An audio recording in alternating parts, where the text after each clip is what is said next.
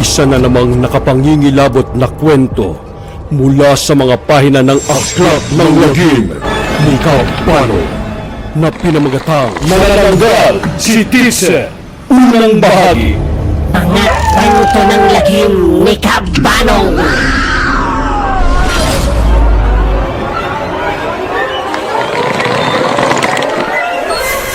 Magandang gabi sa inyong lahat. Ang kwento natin ngayon ay mula sa isang subscriber natin na nag-email ng kanyang kwento sa aklatnanglagim@gmail.com. Sa mga nais na ilahad ang kanilang kakaibang kwentong aswang, multo o mga kwentong kababalaghan, mga anting-anting o mga elemento, maaari niyong ipadala sa email address na ito. At kung mapipili ko ang inyong kwento, ay akin itong ilalahad sa channel kong ito o sa isa ko pang channel na Kabanong Animation Horror Stories. Ang nagpadala ng kwento natin ngayon ay si Bobot Sale. Ngunit ang pangunahing karakter sa kwento niya ay itatago natin sa pangalang Kenneth. Siya ay tubong taga Dueñas, Iloilo. Nagsimula ang kwento niya noong siya ay estudyante pa lamang sa high school. Taong 1987, fourth year na siya noon. At tuwang-tuwa si Kenneth dahil sa wakas ay magiging advisor na niya ang kinagigiliwan ng lahat na si Teacher Yumi. Bata pa lang si Teacher Yumi, mga nasa 25 years old pa lang siya noon. Bagong pasok pa lang siya na teacher sa eskwelahan ni na Kenneth. Math ang subject na kanyang tinuturo, kung saan doon naman nahihirapan si Kenneth. Mahina siya pagdating sa math. Dahil sa maganda at pitit si Teacher Yumi, maraming kalalakihan ang nagkakagusto rin sa kanya paglalahad ni Kenneth. Para daw kasing estudyante rin ang itsura ni Teacher Yumi. Kaya naman ang classmate ni Kenneth na si Neil ay hindi nagpahuling dumiskarte sa teacher nila. Kilalang chick boy at leader ng fraternity si Neil. Kaya malakas ang loob dumiskarte sa mga babae. Kahit teacher, dinidiskartehan niya. Pagkatapos ng klase, agad na lumapit si Neil kay Teacher Yumi. Teacher Yumi, ako na pong magdadala ng mga gamit nyo. Total, break time na naman. Ihatid ko na po kayo sa faculty. Naku, wag na, Neil. Nakakahiya naman sa'yo. At syempre, nakakahiya sa mga co-teachers ko. Baka sabihin ay ginagawa kong tagabuhat ang estudyante ko. Ma'am, huwag na kayong mag-alala. Kasi ginagawa ko po to sa halos lahat ng teachers. Ganun ba? O, edi sige. Pero teka, nandyan pa ba si Kenneth? Kasi may sasabihin ako sa kanya. Ah, ayun pa siya. Kenneth! After mo mag-recess, punta ka sa faculty, ha?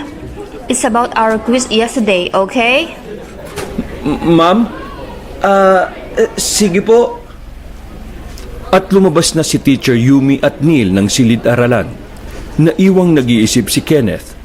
Naku, yari ako nito kay ma'am. Sigurado bagsak ako dun sa quiz namin. Paano ba ito? Ay, di bale. At least, makakausap ko ng solo si ma'am. Kala mo, Neil, ha?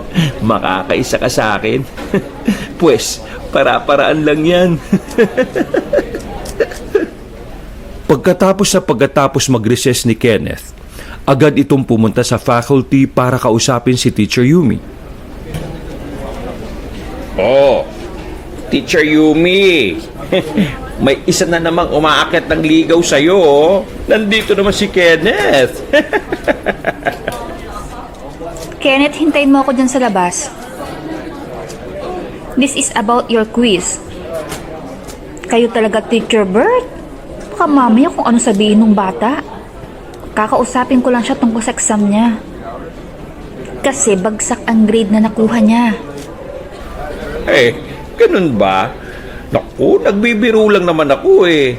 Hoy, Kenneth, biro lang yon ha? Kilala mo naman si Sir Bert nyo. Sadyang mapagbiro. Opo, Sir Bert. Alam ko naman po yun eh. Sanay na po ako sa inyo. At kinausap na ni Teacher Yumi si Kenneth tungkol sa kinalabasan ng quiz niya noong isang araw. At nagpaliwanag naman si Kenneth tungkol dito. Pasensya na kayo, ma'am. Mahina po talaga kasi ako sa math eh.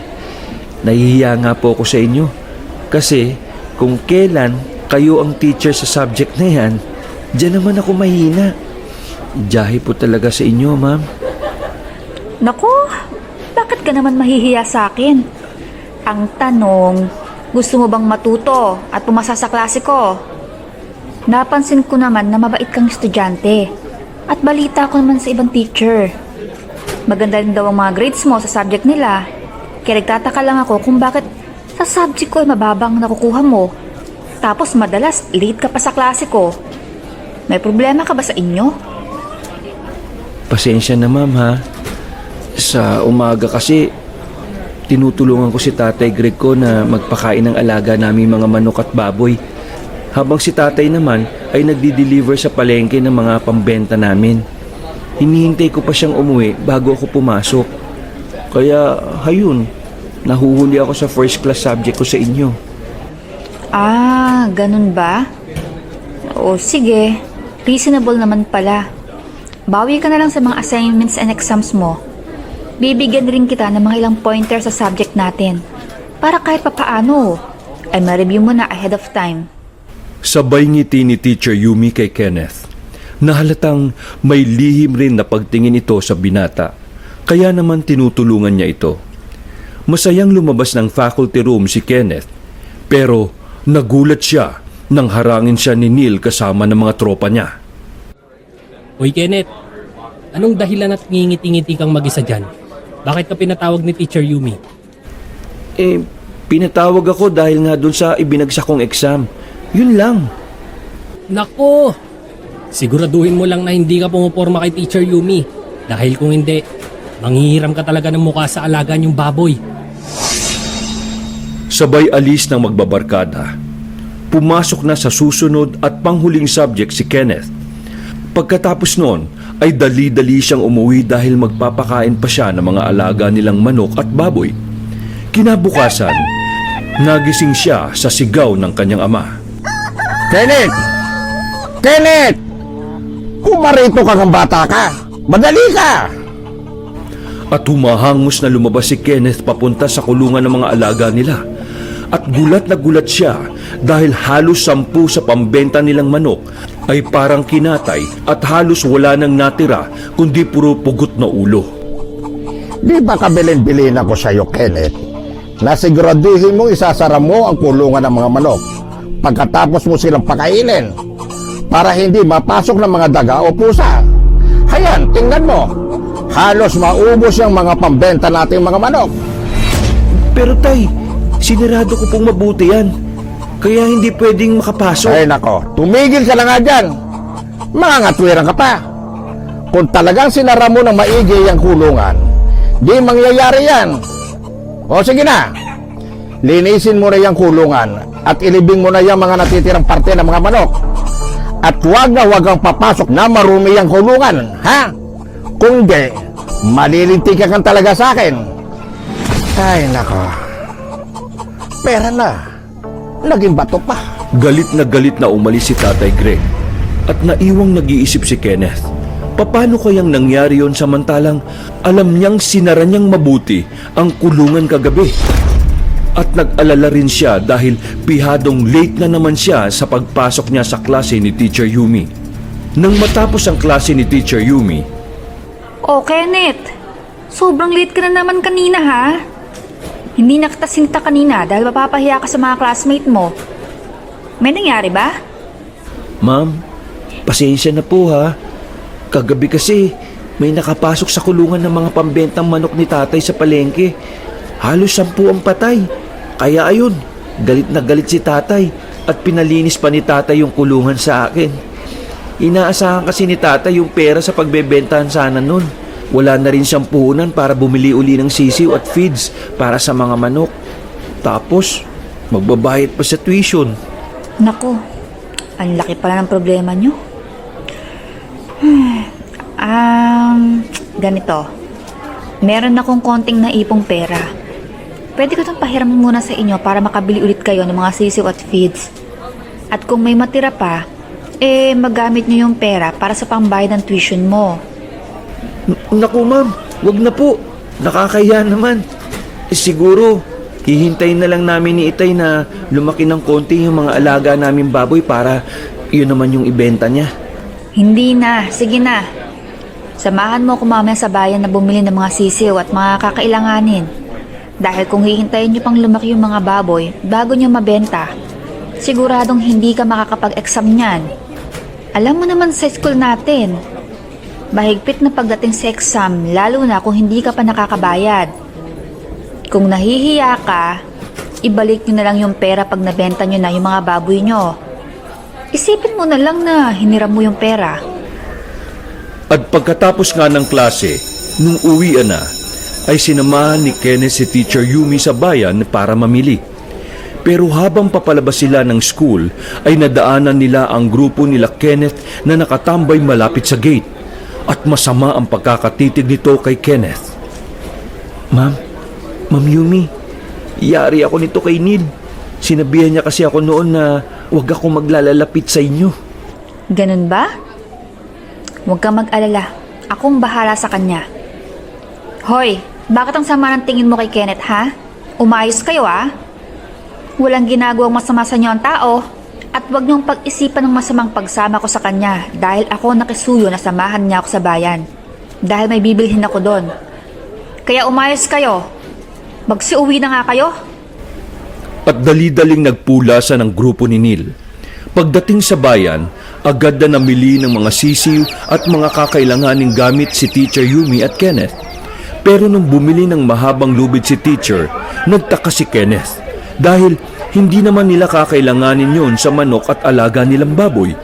At alam rin niya, wala rin namang alagang hayop sila Teacher Yumi para bumili siya ng lubid. Itong lubid ay para sa bahay. May itatali ako na duyan. Paliwanag ni Teacher Yumi dahil napansin niya ang nagtatakang mukha ng binata.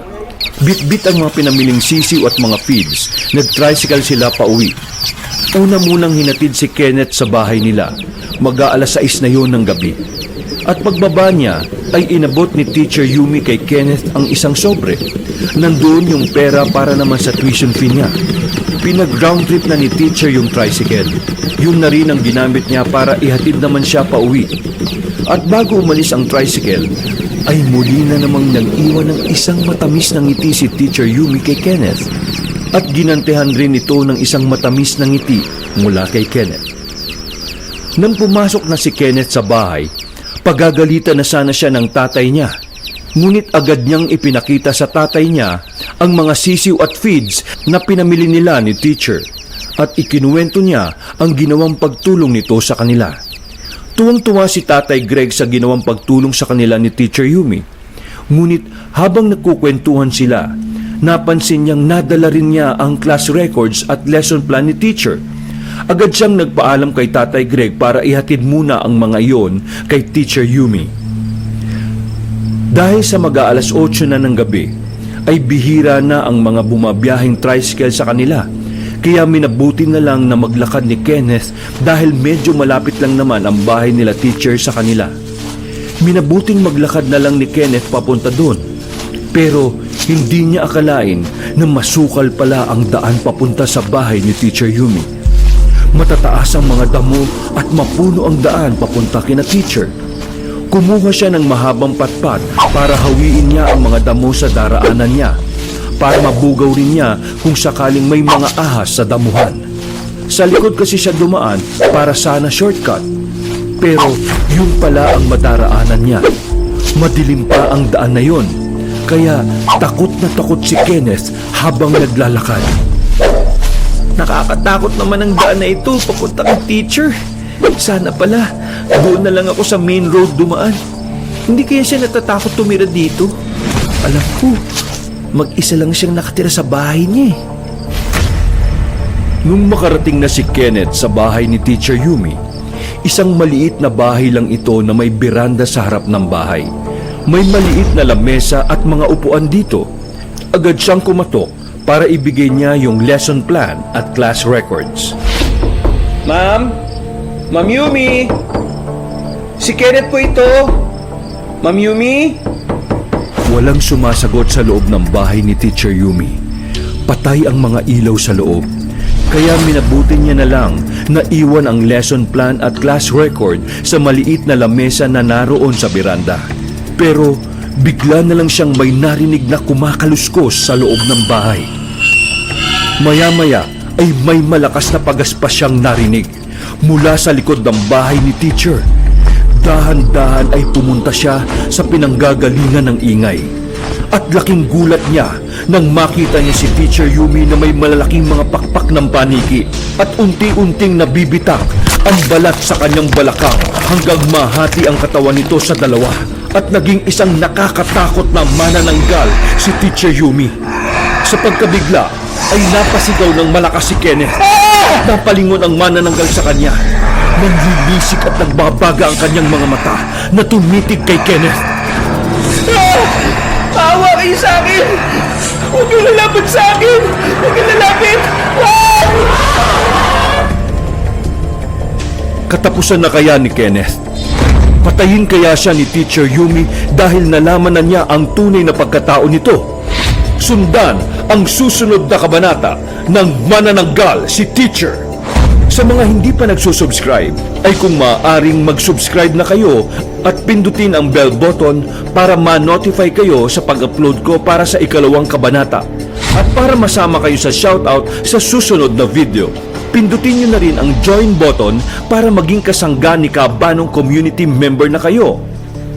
Shoutout muna sina ang manlalakbay na manunulat, Eric Halyare, Imogen, Pauline Mozura, Beng, Shyla Hart of Antingera, Team TV Story Pinoy Animation, Pinoy Nightmare, Miss Mars Tagalog Horror Stories, Anu Ying, Main Black Rose, Black Maria Tagalog Horror Stories, Angel Mar Animated, Ominous Cookie Team Torture Lover, ang pahina ni Iralyam Horror Stories, Ednalyn Tupas Casipe, Mine Ramos, Reigns Archive PH, Milagrosa Luke, Sid Vicious, Barry Barrera of Ang Sundo Horror Stories, Marites Agrabiador, ang Manunulat Horror Stories, Antingera, Franzmine Orelianes Ramos, Athenian Rights, Bong Caballero of Kaba Horror Podcast.